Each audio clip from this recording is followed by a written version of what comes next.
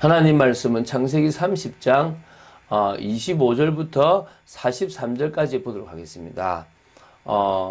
우리가 같이 볼 말씀은 29절부터 31절을 보겠고요. 그래서 창세기 30장 25절부터 43절까지를 보겠습니다.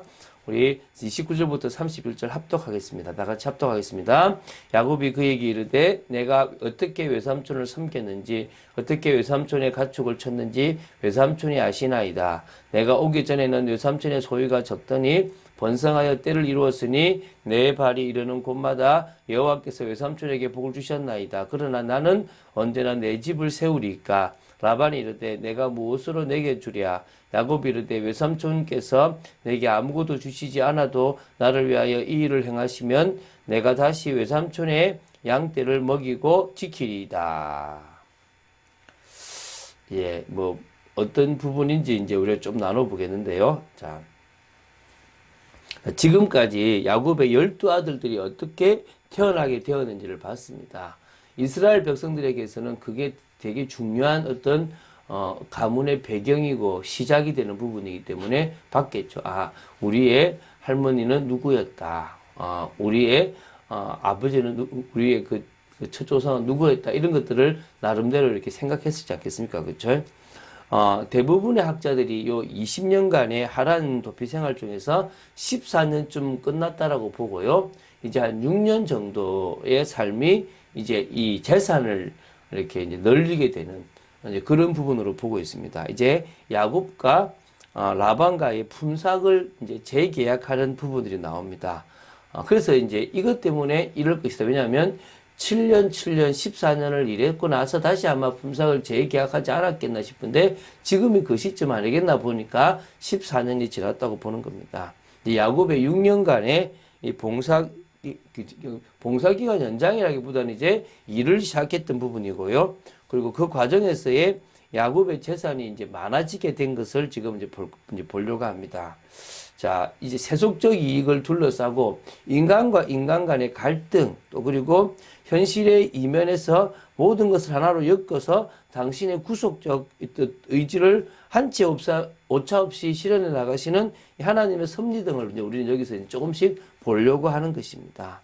자, 야곱은요, 라반에게 이제 재계약을 요구하면서 어떤 고정급이나 일정 비율제에 대한 싹을 요구한 게 아니고 이렇게 새롭게 태어날 그런 양이나 염소가 한마디로 혼합색, 점 있고 아롱지고 또 이렇게 이런 모든 부분들의 새끼들만을 자신의 몫으로 요구합니다. 특이한 거, 사실 이게 열성이라서 잘 안 태어나는 부분이라고도 하기도 하거든요. 그래서 사실은 좀 그런 거죠.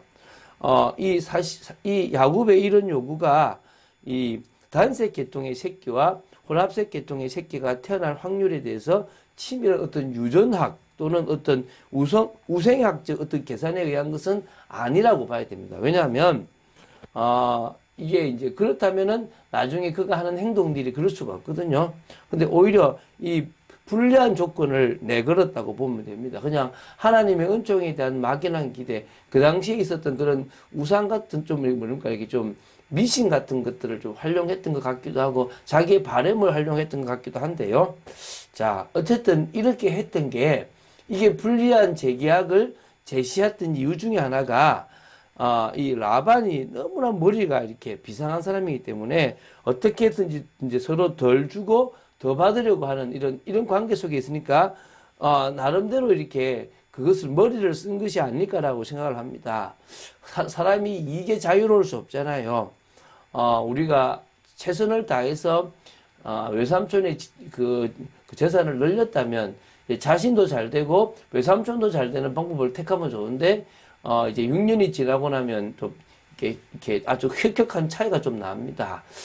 아니면은 다 부자가 됐는데 이제 이쪽에서는 좀 그렇게 생각하는지 모르겠지만은 어쨌든 한번 지켜보면서 우리가 조금 더 이야기들 나눠보도록 하겠습니다. 자, 우리 보겠습니다. 25절부터 28절을 보겠습니다. 이제 야곱이 이제 요셉을 낳고 나서는 이 하란에서의 생활에 조금 회의도 오고 빨리 이제 집으로 가고 싶은 그 장막으로 가고 싶은 이제 그러니까 고향으로 가고 싶은 마음이 들었던 것 같아요. 이제 자기가 여기 와서 있었던 시간이 벌써 이제 한 14년쯤 지났으니까 14년이 넘었을 거라고 보는데요. 분명히 이제 돌아갈 시기가 됐다고 보면 되겠죠. 그래서, 이제, 아마 형님도 누구를 질 수도 있다라는 그런 막연한 생각을 가지고, 이제 라반에게 고향에 가고 싶다고 이제 요청을 하게 됩니다. 나를 보내어 내 고향 나의 땅으로 가게 하시되 내가 외삼촌에게서 일하고 얻은 처자를 내게 주시어 나로 가게 하소서. 내가 외삼촌에게 한 일은 외삼촌이 아시나이다라고 얘기를 하는 겁니다. 이제 라반은 야곱을 잡고 싶습니다. 왜냐하면 자신의 일을 하면서 인해서 부해졌고 하나님의 복을 받았다는 것을 누구보다도 잘 알거든요. 우리가 회사에서 이런 사람이 되었으면 좋겠습니다. 붙잡는 사람, 또 누구나 인정하는 사람. 여러분들이 회사에서 그런 축복을 이제 누리기 바랍니다. 그래서 품삯을 정하라고 합니다. 그렇다면 주겠다고 하는 거죠. 이제 29절부터 33, 그러니까 특히 34절에 이제 야곱은 자신이 최선을 다해서 야곱을 섬겼기 때문에 외삼촌의 소유가 적었던 상황에서 번성하여 때를 이루었다라고 지금 이렇게 좀 자랑 겸 이렇게 분명한 사실을 이야기합니다. 물론 그 배경에는 자신의 노력이 아니라 여호와 하나님께서 외삼촌의 소유에 복을 주셨기 때문이라고 고백합니다.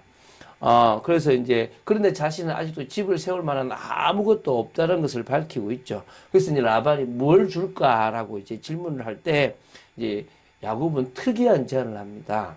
그래서 이제 어떤 제안을 하냐 그러면요. 이제 그 특이한 제안이 바로 이런 제안을 합니다. 자신이 이제, 뭘 하냐면, 현재 이제 양과 염소 중에서 아롱지고 점 있는 것, 또 검은 것을 가려내어서 다 가라 이거죠. 그러니까 하여튼 지금 이 내가 치고 있는 양 중에서 그런 점 있고, 이렇게 아롱지고 또 뭡니까? 이게 이제 검은 것들은 다 양이든 염소든 다 가지고 가고, 앞으로 태어나는 그런 점 있고 아롱진 것들은 자신이 다 자신의 품삯으로 하겠다는 것입니다. 그런데 혹시라도, 어린 새끼 말고 그런 혼합색을 가진 그런 가축이 있다면 내가 도둑질한 걸로 여기고 가져가라는 겁니다. 확률상 좀 희박한 것을 지금 하고 있습니다. 나름대로 음흉하고 욕심 많은 라반을 안심시켜서 자신의 요구 조건을 수락받기 위함도 있었다고 보시면 됩니다. 그러나 37절 38절에 야곱이 사용한 방법을 보면 사실 과학적 근거가 좀 없습니다. 그냥 단지 많은 사람들이 막연히 믿고 있었던 것을 아마 했던 걸로 보입니다. 그래서 이제 이 외삼촌 라반을 좀 속이려고 했던 것도 있겠지만 결국은 그 속에서 하나님의 복이 그에게 있었다는 것을 봅니다. 라반은 손해볼 게 없으니까 당연히 오케이라고 생각했죠. 왜? 라반도 오랫도록 이제 이 가축을 켜보니까, 다 이렇게 좀 쳐보니까 그게 잘 안 나올 확률들을 조금 알잖아요. 그러니까, 오케이. 잘 넣으면, 야, 안 된다라고 얘기했을 거겠습니까? 그런 부분들이 없으니까 그냥 그렇게 얘기했을 수도 있을 겁니다. 자, 35, 36절을 보겠습니다. 그래서 라반은 염소나 양 중에서 얼룩 있고 또 점 있고 아롱지고 검은 것들을요 다 자신의 아들들의 손에 맡깁니다. 그리고 자기와 야곱 사이를 약 사흘 길쯤입니다. 그러면은 작게 해도 한 5, 60km 정도 되고요. 많게 하면 한 100km. 요 사이 간격을 좀 띄워놓는 겁니다. 아예 도저히 이제 붙을 수 없는 정도로 이렇게 놓고 이제 야곱은 아무것도 깨끗한 흰색의 그런 양과 염소만을 딱 치게 되어 있는 것입니다. 자, 우리 37절부터 42절을 보겠습니다. 이제 야곱이 자신의 품삯을 받기 위해서 쓰는 인본주의를 볼 수 있습니다. 버드나무와 살구나무와 신풍나무의 푸른 가지를 가져다가 그것들의 껍질을 벗겨 흰 무늬를 내고 그 껍질 벗긴 가지를 양떼가 와서 먹는 개천의 말구유에 딱 세워가지고 양떼를 향하여 딱 이렇게 향하도록 한 후에 물을 먹게 하는 겁니다. 이게 얼마나 이렇게 그갑니까, 그렇죠?